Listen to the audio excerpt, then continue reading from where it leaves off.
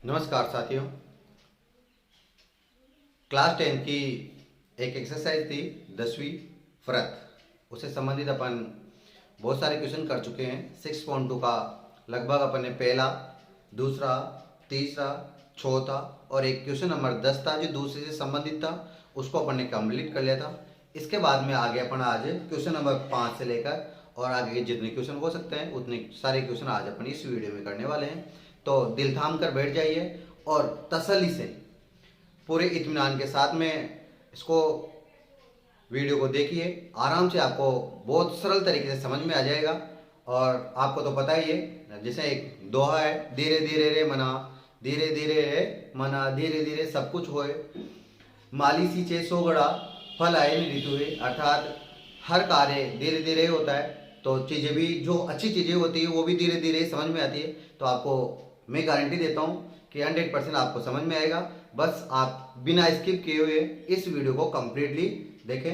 मैंने 6.2 से लेकर 6.2 के 5 क्वेश्चन पहले वाले वीडियो में करवा रखे हैं, जो मैंने प्ले लिस्ट दे रखी है, वहाँ पे जाके देख लें। और आगे के क्वेश्चन आज मैं इस वीडियो में करवाने वाला हूँ, जिसका मैंने 5वां क्वेश्चन यहाँ पे बोर्ड में लिख दिया है। और इस क्वेश्चन को आप देखें, पढ़ें और करें। इंपॉर्टेंट क्वेश्चन है। देखो क्वेश्चन है, सिद्ध कीजिए कि स्पर्श बिंदु से स्पर्श रेखा पर, देखो स्पर्श बिंदु से स्पर्श रेखा पर खींचा गया लंब वृत्त के केंद्र से होकर जाता है। देखो ऑब्वियसली वृत्त की जो स्पर्श बिंदु है, उस स्पर्श बिंदु से स्पर्श रेखा पर खींचा गया लंब हमेशा वृत्त के केंद्र से होकर ही जाता है। ये अपन पहले पढ़ भी चुके हैं। और क्योंकि अपन ने देखा था कि वृत्त के केंद्र से 6.1 पर में पढ़ा था कि वृत्त के केंद्र से स्पर्श रेखा पर डाला गया लंब, स्पर्श रेखा की क्या होता है, लंबवत होता है। मतलब स्पर्श रेखा पर डाले गए लंब क्या होता है, लंबवत होता है। ऐसा अपन वहां पे पढ़ चुके हैं, कंप्लीट वहां कर चुके हैं। इस क्वेश्चन को करते हैं। देखो इसके लिए आपको क्या करना है, एक वृत्त मान लीजिए आप, तो यहां लिख दो दिया है, दिया है और केंद्र वाला एक वृत्त, और केंद्र वाला एक वृत्त जिसमें एक्स वाई एक स्पर्श रेखा है, स्पर्श रेखा। देखो क्या दे रखा है अपन को, और केंद्र वाला एक वृत्त जिसमें एक्स वाई क्या है, एक स्पर्श रेखा है। देखो इसका डायग्राम बनाते हैं अपन। मान लो ये एक वृत्त है और इस वृत्त का केंद्र है ओ, ये ओ केंद्र है। और यहां पर एक स्पर्श रेखा है, ये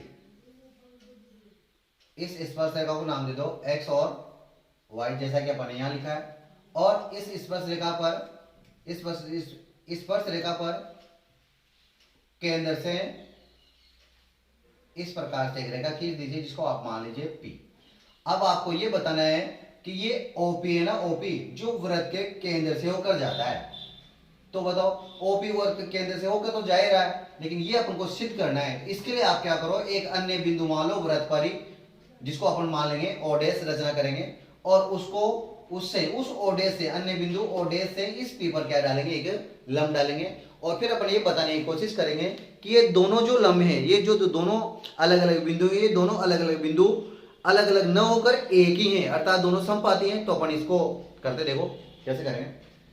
सबसे पहले यहां लिख लो, दिया है, लिख लिया अपन ने। इसके बाद में अपन लिखेंगे सिद्ध करना है, सिद्ध करना है। तो क्या सिद्ध करना है, देखो सिद्ध करना है कि ओपी वृत्त के केंद्र से होकर गुजरती है, ओपी वृत्त के केंद्र से होकर जाती है, ऐसा आपको सिद्ध करना है। फिर रचना करना है, रचना कर लेते हैं। क्या रचना करेंगे, देखो अपन को पता है कि ओपी वृत्त के केंद्र से गुजरती है, फिर भी अपन एक अन्य बिंदु मान लेते हैं। और इस अन्य बिंदु को मैं कहीं पे भी मान लेता हूं, यहां पे भी मान सकते हो आप, सीधा इधर भी मान सकते हो, कहीं पे भी आप अन्य बिंदु मान सकते हो। तो मैं यहीं पर मान लेता हूं अन्य बिंदु, जिसका नाम है ओडेस। और इस ओडेस से इस पर मैंने क्या डाल दिया, एक लंब डाल दिया पी पर, स्पर्श रेखा पर। तो देखो वृत्त पर ओडेस एक अन्य बिंदु लेकर ओपी ओ डैश पी लंबवत एक्स वाई खींचा। क्या करा? वृत्त पर ओ डैश एक अन्य बिंदु लिया और ओ डैश पी लंबवत एक्स वाई खींचा। देखो ओ डैश पी और किसके लंबवत खींचा? एक्स वाई के। इसका मतलब O dash P x y के क्या है? लंबवत है। अर्थात ओ डैश पी वाई, अर्थात अपन यहां लिख सकते हैं, अर्थात ओ डैश पी वाई बराबर 90 डिग्री होगा। समीकरण नंबर ए किसके द्वारा करा? अपन ये रचना के द्वारा। अब देखो यहां उपपत्ति देखो ओ क्या है? वृत्त का केंद्र है, लेकिन ओपी केंद्र से नहीं गुजरती। ओ केंद्र वाला एक वृत्त जिसमें एक्स वाई क्या है? एक स्पर्श रेखा है, तथा यहां एक और बात लेते हैं, तथा ओपी वृत्त के केंद्र से नहीं गुजरती है। ऐसा लिख सकते हैं चाहो तो, नहीं तो कोई दिक्कत वाली बात नहीं। अब देखो यहां लिखेंगे हम, देखो 10.1 पर में पढ़ी थी अपने, 10.1 पर में पढ़ी थी। 10.1 पर में क्या थी कि स्पर्श रेखा पर त्रिज्या क्या होती है? लंबवत होती है। तो देखो ये ओपी क्या है? त्रिज्या ही तो है। ओपी क्या है? त्रिज्या है। और ये एक्स वाई क्या है? स्पर्श रेखा है। इसका मतलब ओपी एक्स वाई पर क्या है? लंबवत है। ओपी एक्स वाई के क्या है? लंबवत है, क्योंकि अपन ने पढ़ा है। तो हम जानते हैं कि वृत्त की त्रिज्या स्पर्श रेखा के लंबवत होती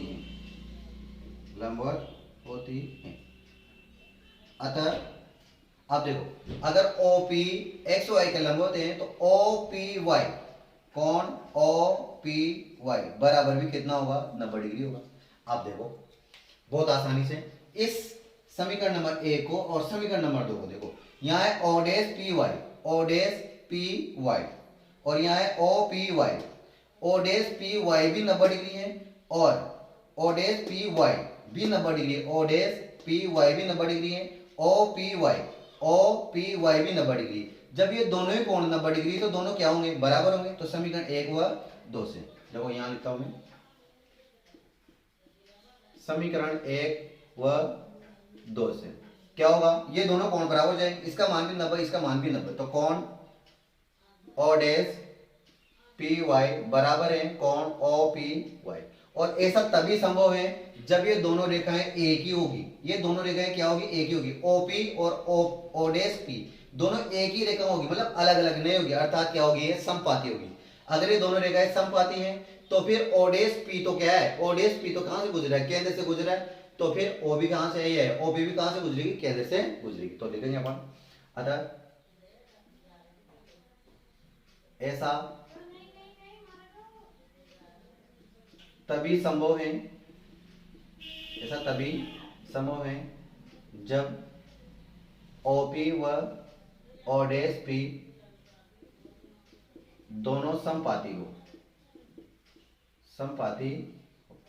ऐसा तभी संभव है जब ओपी और देखो, अगर ओ डैश पी वाई और ओ पी वाई दोनों कोण 90 डिग्री है, इसका मतलब ये ओपी और ओ डैश पी एक दूसरे की क्या है? समपाती है। अर्थात ये दोनों रेखाएं अलग अलग न होकर एक ही रेखा है। तो फिर ओपी क्या होगी? वृत्त के केंद्र से गुजरेगी। अतः ओपी वृत्त के केंद्र से होकर जाती है। Hence proof. इस प्रकार से आपको इस क्वेश्चन को सिद्ध करना है। सरल सा क्वेश्चन था जो कंप्लीट हो गया है। आप इसको उतार लीजिए। मैं इसका क्वेश्चन नंबर 2 लिखता हूं आपके बोर्ड में।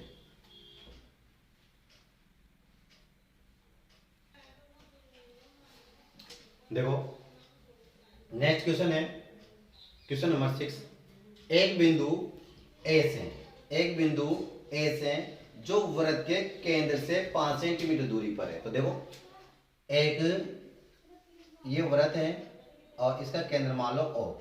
एक बिंदु ए से जो वृत्त के केंद्र से 5 सेंटीमीटर दूरी पर, तो वृत्त के केंद्र से ये 5 सेंटीमीटर दूरी पर मान लेते हैं बिंदु ए। वृत्त पर स्पर्श रेखा की लंबाई 4 सेंटीमीटर है और वृत्त पर स्पर्श रेखा की लंबाई ये दे रखी है 4 सेंटीमीटर, ये 4 सेंटीमीटर मान लेते हैं। तो वृत्त की त्रिज्या ज्ञात की, तो ये वाली हो जाएगी वृत्त की त्रिज्या। आ रहा है समझ में? क्लियर मामला है। देखो तो यहां तो हो जाएगा 90 डिग्री और ये ए है ये ओ है, तो इसको मान लेते हैं बी। और ये वाली देखो एक बिंदु ए से, दोबारा समझे आप, एक बिंदु ए से जो वृत्त के केंद्र से 5 सेंटीमीटर दूरी पे, तो वृत्त के केंद्र ये और वृत्त के केंद्र से ए की दूरी कितनी है? 5 सेंटीमीटर है। और स्पर्श रेखा की लंबाई कितनी देर की वहां? 4 सेंटीमीटर, ये 4 सेंटीमीटर। और इस त्रिज्या को अपन को ज्ञात करना है जिसको अपन मान लेते हैं आर। तो देखो हम जानते हैं कि वृत्त की त्रिज्या स्पर्श रेखा की क्या होती है? लंबवत होती है। तो लिख दो, हम जानते हैं कि वृत्त की त्रिज्या स्पर्श रेखा के लंबवत होती है 10.1 पर में। तो फिर ये जो ए ओ बी है ये क्या हो गया? समकोण त्रिभुज है। तो समकोण त्रिभुज ए ओ बी में भाई ये 90 डिग्री हो गया, तो फिर क्या बन गया? समकोण बन गया। अब समकोण इसके सामने का ये क्या है? कर्ण है। इसको अपन क्या मान लेते हैं? लंब। और ये क्या हो जाएगा? आधार मान लेते हैं इसको, आधार।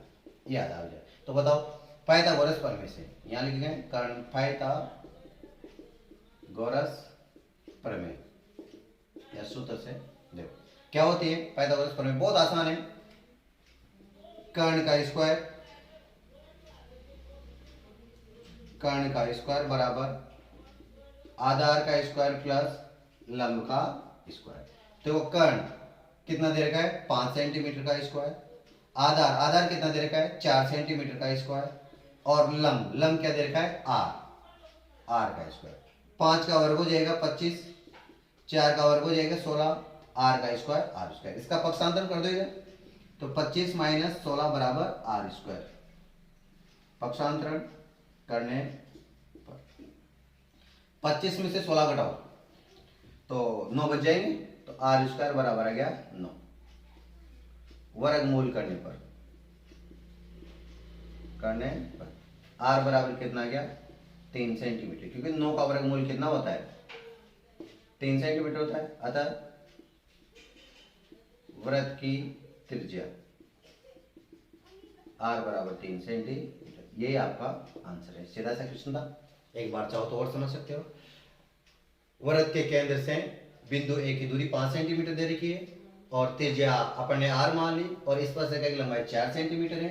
चूंकि वृत्त की त्रिज्या स्पर्श रेखा की लंबवत होती है इसलिए ये समकोण त्रिभुज हो जाएगा। और समकोण त्रिभुज में अपन ने पाइथागोरस प्रमेय लगाए, कर्ण का स्क्वायर बराबर आधार का स्क्वायर प्लस लंब का स्क्वायर। कर्ण का स्क्वायर कितना होता है? 5 का स्क्वायर हो जाएगा। देखो 5 है कर्ण और आधार कितना है? 4 है, तो 4 का स्क्वायर प्लस आर स्क्वायर हो जाएगा। और हल कर दिया इसको, 3 सेंटीमीटर आंसर।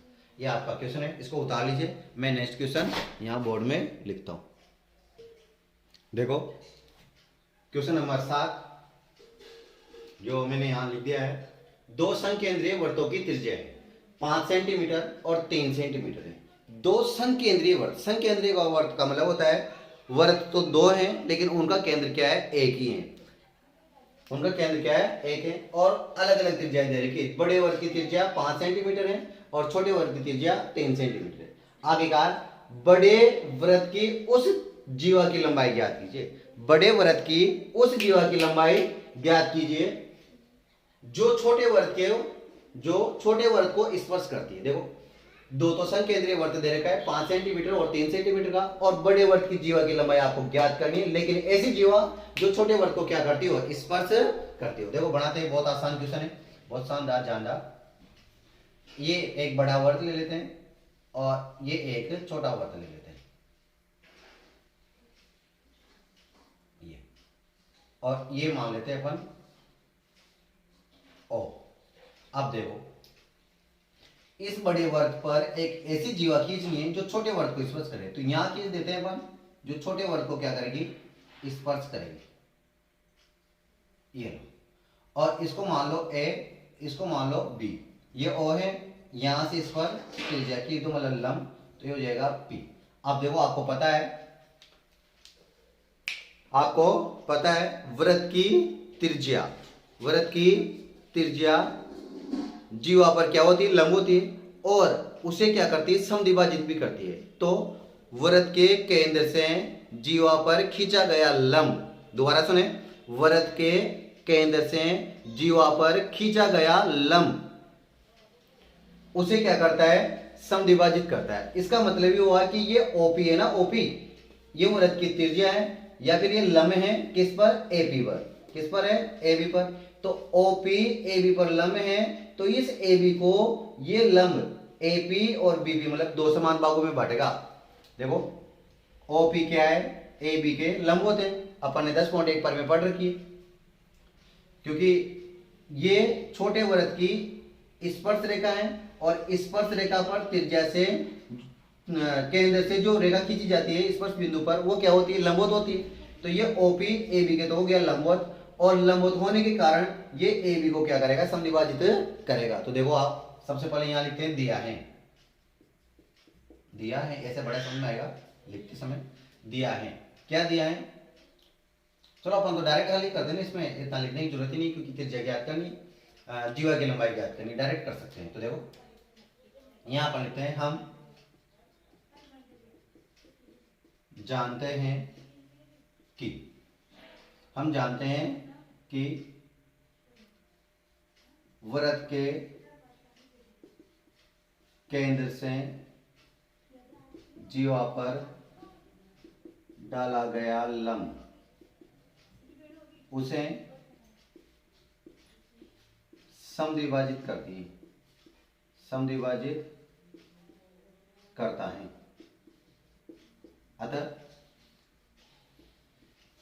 अतः ओपी लंबवत है एबी के, तो फिर अपन ये लिख सकते हैं कि एपी या फिर एबी दुगनी होगी एपी की। समीकरण नंबर 1 देखो मैंने क्या लिखा है, बहुत आसानी से समझ में आ जाएगा, दोबारा समझे आप इत्मीनान के साथ। हम जानते हैं कि वृत्त के केंद्र से जीवा पर डाला गया लंब, वृत्त के केंद्र से जीवा पर डाला गया लंब उसे समद्विभाजित करता है, जीवा को समद्विभाजित करता है। इसका मतलब ये हुआ कि ये एपी और ये बीपी दोनों क्या है, बराबर है। अब अगर दोनों बराबर हैं, ये बी बिंदु इनको बराबर भागों में बांट रहा है, तो एपी का दुगना क्या होगा, एबी होगा। वही तो मैंने यहाँ लिखा है, एपी का दुगना एबी होगा। क्लियर है यहाँ तक। अब ओ को ए से मिला दो और एक समकोण त्रिभुज बना दो। यहाँ क्या बन जाएगा, समकोण त्रिभुज बन जाएगा। क्यों, क्योंकि वृत्त के केंद्र से जीवा पर डाला गया लंब, ये लंब ही तो है, ये ओपी क्या होता है, इसके लंबवत भी तो होता है। तो देखो यार समकोण त्रिभुज एओपी में, एओपी में आप देखो थोड़ा सा ध्यान से, वृत्त की त्रिज्या कितनी है, 5 सेंटीमीटर और 3 सेंटीमीटर। तो ये बड़ी वाली त्रिज्या तो अपन को कितनी दे रखी है, 5 सेंटीमीटर। दिखा जा रहा है आपको, बड़ी वाली त्रिज्या 5 सेंटीमीटर और छोटी वाली त्रिज्या दे रखी है अपन को 3 सेंटीमीटर। देखो ये वाली दूरी 3 सेंटीमीटर, ये 5 सेंटीमीटर, ये यहां 90 डिग्री है, तो फिर ये हो गया कर्ण, ये क्या हो गया कर्ण, ये क्या हो गया इधर लंब, और ये हो गया यहां पर एपी आधार। एपी क्या हो जाएगा, आधार हो जाएगा, ये हो गया आधार। समझ में आ गया होगा। अब देखो पाइथागोरस प्रमेय से, पाइथागोरस प्रमेय से, ये सब इतना काटापीटी करने की जरूरत नहीं है आपको फिर गोभी में, ये तो मैंने आपको समझाने के लिए लिखा है। देखो कर्ण का स्क्वायर बराबर आधार का स्क्वायर प्लस लंब का स्क्वायर। तो देखो कर्ण कितना दे रखा है, यहाँ 5 का स्क्वायर, आधार कितना दे रखा है एपी, तो एपी का स्क्वायर, और लंब कितना दे रखा है 3, तो 3 का स्क्वायर। 5 का वर्ग हो जाएगा 25, एपी का स्क्वायर रहेगा क्योंकि ज्ञात करना है, और 3 का वर्ग हो जाएगा 9, और इसका क्या कर दो, पक्षांतरण कर दो। 9 को इधर भेज दो, 25 माइनस 9 बराबर आ जाएगा AP का स्क्वायर, वर्गमूल करने पर, वर्गमूल करने पर तो आपके पास आ जाएगा 16, सॉरी पहले इसको घटा देते हैं ना, 25 में से 9 जाएंगे तो 16 AP का स्क्वायर। आप कर दो वर्गमूल, वर्गमूल करने तो AP बराबर आ जाएगा 16 का वर्गमूल होता है 4 सेंटीमीटर। अतः समीकरण 1 से देखो, समीकरण 1 AB बराबर 2 इंटू 4 बराबर 8 सेंटीमीटर, यही क्या है G1। ये आपका क्वेश्चन नंबर 7 जो कंप्लीटली मैंने बड़े तरीके से समझा दिया है, इसको आप लोग उतार लीजिए। मैं नेक्स्ट क्वेश्चन आपको करवाता हूं। देखो ये क्वेश्चन नंबर 8 मैंने यहां लिखा है और बहुत ही अच्छा क्वेश्चन है, अच्छा ही नहीं वेरी वेरी इंपॉर्टेंट क्वेश्चन है, बहुत शानदार क्वेश्चन। देखो एक वृत्त के परिघ एक चतुर्भुज ABCD खींचा गया है। देखो एक वृत्त दे रखा है आपको और उसके परिघ आपको एक चतुर्भुज बना रखा है, केवल चतुर्भुज का है और सिद्ध करना है AB plus CD, AB plus CD, इसका मतलब सम्मुख भुजाओं का योग, AD plus BC, AD plus BC, इसका मतलब ये भी सम्मुख भुजाओं का योग, अर्थात एक वृत्त के परिघ आपको चतुर्भुज दे रखा है ABCD और सम्मुख भुजाओं का योग आपको सिद्ध करके बताना है कि सम्मुख भुजाओं का योग क्या होता है, बराबर होता है। देखो बहुत आसानी से हो जाएगा, आपने 6.2 पर में पढ़ी होगी 10.2। देखो सबसे पहले यहां लिखते हैं दिया है, जो जो दे रखा है ना यहां लिख देते हैं अपन। ओ केंद्र मान लेते हैं, ओ केंद्र वाले वृत्त के परिघ ABCD एक चतुर्भुज है, बस यही दे रखा है। इसके बाद में सिद्ध करना है, सिद्ध करना है। चलो बताओ क्या सिद्ध करना है, दिमाग लगाने की जरूरत कहां है, यहां दे रखा है ना, AB प्लस CD बराबर AD प्लस BC, यही सिद्ध करना है। देखो AB प्लस CD बराबर AD प्लस BC। देखो सबसे आसान चीज है गणित, क्यों? क्योंकि हिंदी को सीखने के लिए आपको 52 अक्षर सीखने पड़ेंगे। कितने अक्षर? 52 अक्षर। अंग्रेजी को सीखने के लिए 26 अक्षर सीखने पड़ेंगे। यहां तो केवल गणित 0 से लेकर 9 तक के 10 अंक सीख लो, जिसमें काम और जोड़ भागी गुणा भाग सीख लो, जिसमें पूरा कंप्लीट आसानी से गणित हो जाती है। देखो इसी प्रकार से अपन यहाँ करेंगे तो गणित, मेरे हिसाब से गणित सबसे सरल विषय है इस दुनिया का। देखो सिद्ध करना है AB प्लस CD बराबर AD प्लस BC, ये सब आपको सिद्ध करके बताना है। बस आपको गणित को करने के लिए कुछ इंपॉर्टेंट जो चीजें होती है वो याद होनी चाहिए। देखो इसके लिए इंपॉर्टेंट चीज क्या है ये आपको वृत्त दिखाई दे रहा है और इस वृत्त पर ये स्पर्श रेखाएं हैं चतुर्भुज के रूप में। तो बताओ अगर ये बाह्य बिंदु है तो ये यहां से यहां तक स्पर्श रेखा हुई, यहां से यहां तक की स्पर्श रेखा हुई। बाह्य बिंदु से वृत्त पर 2 स्पर्श रेखाएं खींची जा सकती है और वो दोनों स्पर्श रेखाएं लंबाई में क्या होती है, बराबर होती है। इसी नियम का यहां पर उपयोग अपन करेंगे। तो देखो हम जानते हैं कि प्रमेय नंबर 10.2 है, मैं लिखता हूं यहां, हम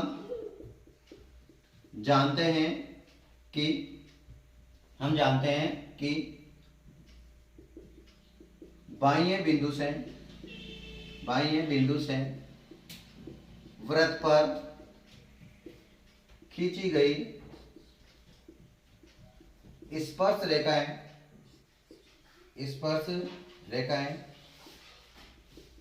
लंबाई में बराबर होती हैं, लंबाई में बराबर होती हैं।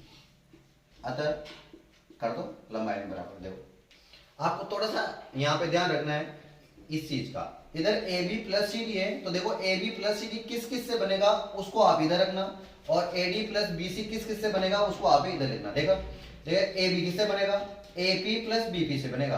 तो जब अपन भुजाओं को बराबर, इसको वृत्त की स्पर्श रेखाओं को बराबर करेंगे तो AP बराबर AS लिखेंगे। क्या लिखेंगे? AP बराबर AS लिखेंगे, समीकरण नंबर 1।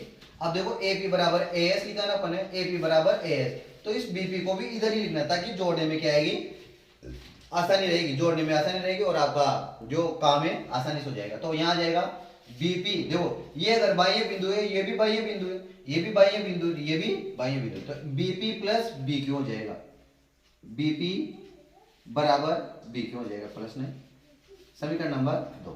इसी प्रकार से ये भी बाह्य बिंदु है, तो अब देखो ये बीक्यू, बीक्यू के साथ कौन आएगा, सीक्यू, जब भी तो पीसी बनेगी तो सीक्यू को आप इस साइड में रखना और सी आर को आप इस साइड में रखना, तो देखो सी आर बराबर हो जाएगा सी क्यू, समीकरण नंबर 3। मैं यहां लिखता हूं, जगह नहीं है।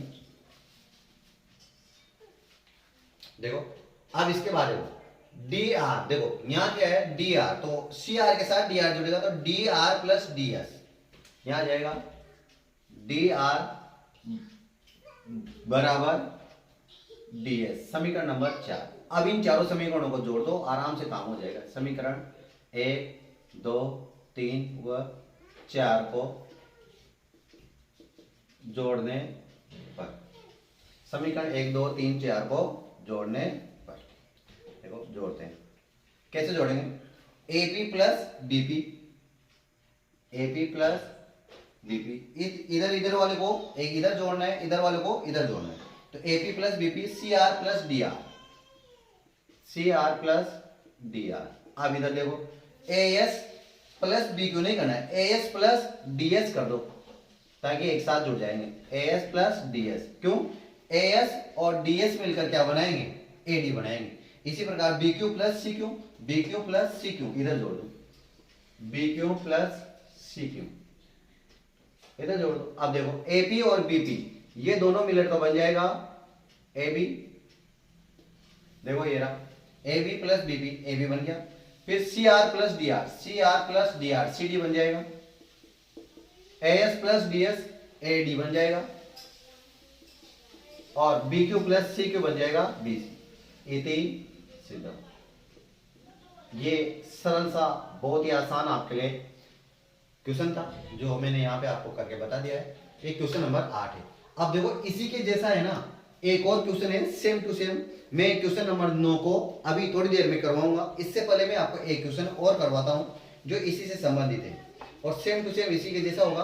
देखो क्वेश्चन नंबर 9 अपन को करना है, क्वेश्चन नंबर 10 अपन पिछले वाले वीडियो में कर चुके हैं, वहां जाके देख लेना आप। मैं यहाँ क्वेश्चन नंबर 11 करवाता हूँ आपको। Question number 11 same to same इसी तरीके से होगा, बस थोड़ा सा ही चेंज है। मैं देखो यहाँ आपके सामने क्वेश्चन नंबर 11 क्वेश्चन लिखता हूँ, ये उतार ही लिया होगा आपने, क्वेश्चन नंबर 11 लिखता हूँ मैं, इसमें और उसमें कोई अंतर नहीं है, इसलिए मैं यहाँ का यही करवा देता हूँ इसको, तो समय बच जाएगा अपना।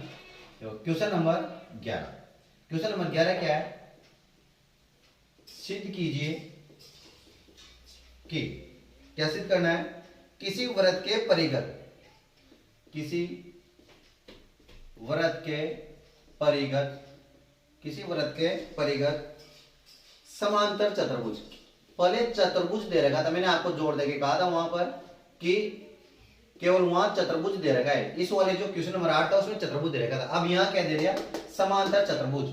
समांतर चतुर्भुज सम चतुर्भुज होता है और सिद्ध करना है सम चतुर्भुज, सम चतुर्भुज होता है। क्या सिद्ध करना है आपको, चतुर्भुज सिद्ध करना है। अब देखो पहले आपको ये पता होना चाहिए समांतर चतुर्भुज और चतुर्भुज में अंतर क्या होता है।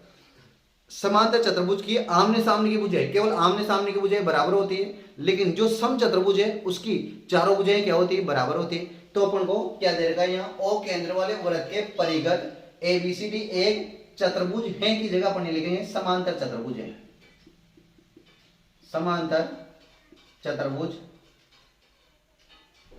है। क्या लिखेंगे, समांतर चतुर्भुज है, लिख दिया।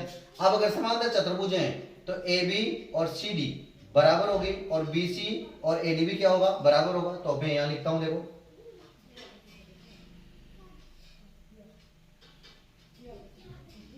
यहां लिखता हूं, अतः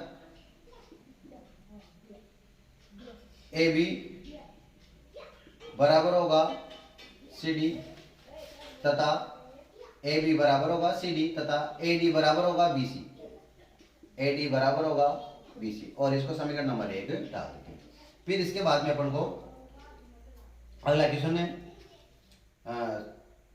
मतलब अगला क्वेश्चन क्या दिया है, लिख दिया। अब इसके बाद में लिखना है अपन को सिद्ध करना है, सिद्ध करना है। देखो इस तरह से करने से क्या है, आपके एक साथ दो क्वेश्चन क्लियर हो जाएंगे। तो देखो क्या सिद्ध करना है, आप उनको सिद्ध करना है कि ए बी सी डी एक समांतर चतुर्भुज नहीं है, सम चतुर्भुज है। तो देखो ए बी सी डी एक सम चतुर्भुज है, ऐसा आपको सिद्ध करना है। सम चतुर्भुज का मतलब चारों भुजाएं क्या है, इसके बराबर है। अब देखो जब ए बी सी डी के बराबर है, ए डी बी सी के बराबर है, ए डी बी सी के बराबर है, तो फिर अपन को केवल इतना सा बताना है कि ए बी किसी न किसी जुगाड़ से बी सी के बराबर हो जाए, ए बी किसके बराबर हो जाए, बी सी के बराबर हो जाए, इतना सा काम करना है। तो फिर अगर ए बी बी सी के बराबर हो जाती है तो ए बी सी डी के भी बराबर है, ए बी बी सी के भी बराबर है और बी सी ए डी के भी बराबर है, तो चारों भुजाएं क्या हो जाएगी, बराबर हो जाएगी। तो इसके बाद में आपको ये सारा क्वेश्चन यहां से लेकर यहां तक ऐसा कैसा ही करना है और यहां पर आपको समीकरण 1 का उपयोग करना है। तो देखो समीकरण 1 से, समीकरण 1 से इसको है ना 1 डाल देना, तो इसको आप 2 डाल दो, इसको 3 डाल दो, इसको 4 डाल दो और इसको 5 डाल दो और यहां लिख दो 2 3 4 और 5 को जोड़ने पर, जिसमें ये काम हो जाएगा। वैसा का वैसा ही किया है, सेम टू सेम जैसा पिछला क्वेश्चन था। अब देखो यहाँ A B plus C D, A D plus B C है। अब आपको क्या करना है, ए बी को या तो बी सी के बराबर बताना है या ए बी को ए डी के बराबर बताना है, किसी के बराबर बताना। तो अपन ए बी को बी सी के बराबर बताते हैं। तो बताओ यहाँ क्या है, ए बी है, तो इसको यहाँ करते हैं अपन समीकरण 1 से। देखो समीकरण 1 में ए बी, यहाँ तो क्या दे रखा है, ए बी है, फिर यहाँ है सी डी। देखो यहाँ ए बी किसके बराबर है, सी डी के। समांतर चतुर्भुज तो समभुजाएं क्या होगी, बराबर होगी। ए बी किसके बराबर है, सी डी के। तो मैं सी डी की जगह वापस ए बी लिख सकता हूँ, यहाँ सी डी है ना, तो सी डी की जगह वापस क्या लिख सकता हूँ, ए बी बराबर। इसी प्रकार से यहाँ क्या दे रखा है, ए डी, तो ए डी किसके बराबर है, बी सी के। तो मैं ए डी की जगह पर क्या रख सकता हूँ, बी सी। तो यहाँ आ जाएगा B C plus B C. अब देखो ए बी और ए बी हो जाएगा 2ab और बी सी और बी सी हो जाएगा 2bc, 2 से 2 कट जाएंगे, ए बी बराबर आ गया बी सी। समीकरण नंबर 6। अब समीकरण 1 और 6 को देखो, आप पाओगे समीकरण 1 और 6 को देखोगे ना, तो आप पाओगे कि ए बी सी डी के बराबर है, ए बी बी सी के बराबर है और बी सी ए डी के बराबर। तो सारी भुजा क्या होगी, बराबर। समीकरण 1 व 6 से, समीकरण 1 व 6 से तो हो जाएगा ए बी बराबर बी सी बराबर सी डी बराबर ए डी। अतः ए बी सी डी एक समचतुर्भुज है, समचतुर्भुज होगा। ऐसा ही आपको सिद्ध करना था। आया समझ में? देखो एक साथ मैंने 2 क्वेश्चन करवाते हैं आपको, एक तो क्वेश्चन नंबर 8 और एक क्वेश्चन नंबर 11। बढ़िया समझ में आ गया होगा, एक बार और समझ लो भाई चाहो तो। देखो फटाफट अपन को क्या दे रखा था, वृत्त के परिघत समांतर चतुर्भुज दे रखा था और उसको सम चतुर्भुज सिद्ध करना था। वृत्त के परिघत अपन एक चतुर्भुज ले ले, समांतर चतुर्भुज। देखो और ए बी और सी डी बराबर कर दे समूह भुजाएं, ए डी और बी सी बराबर कर दे समूह भुजाएं। और सिद्ध क्या करना है, ए बी सी डी एक सम चतुर्भुज है, ऐसा सिद्ध करना था। और अपन जानते हैं कि क्या जानते हैं, बाह्य बिंदु से वृत्त पर खींची गई स्पर्श रेखाओं की लंबाई क्या होती है, बराबर होती है। स्पर्श रेखा की लंबाई में क्या होती है, बराबर होती है। इसलिए एपी और एएस क्या हो जाएगा, बराबर। बीपी और बीक्यू क्या हो जाएगा, बराबर। सी आर और सी क्यू, सी आर और सी क्यू क्या हो जाएगा, बराबर। डी आर और डी एस क्या हो जाएगा, बराबर। समीकरण 2 3 4 को और 5 को पढ़ने जोड़ दिया। देखो एपी और बीपी, एपी और बीपी, एपी बन गई सी आर और डी आर, सी डी बन गई एएस, एएस और डीएस, एडी बन गया और बीक्यू और सीक्यू बीसी बन गया। अब इस समीकरण में अपन ने समीकरण नंबर 1 का प्रयोग किया। ए बी की जगह तो मैंने लिख दिया सी डी की जगह तो मैंने लिख दिया ए बी और ए डी की जगह मैंने लिख दिया बी सी। तो ए बी बराबर आ गया बी सी और समीकरण 1 और 6 से सारी भुजा बराबर हो गई। और इस प्रकार से आपका क्वेश्चन कंप्लीट होता है। अगर समझ में आया है तो थम्स अप जरूर करें। अगला क्वेश्चन करते हैं अपन। नेक्स्ट क्वेश्चन नंबर, नेक्स्ट देखिए आप, क्वेश्चन दिखाई दे रहा होगा आपको। क्वेश्चन नंबर 9, 1 से लेकर 8 तक अपन कंप्लीट कर चुके हैं। और अब क्वेश्चन नंबर 9 करते हैं। 8वां क्वेश्चन हो गया है। इसके बाद में 10वां क्वेश्चन मैंने पहले वाली वीडियो में बता दिया और 11वां भी मैंने बता दिया है। अब क्वेश्चन नंबर 9 रह गया था बीच में, इसको ओपन करते हैं।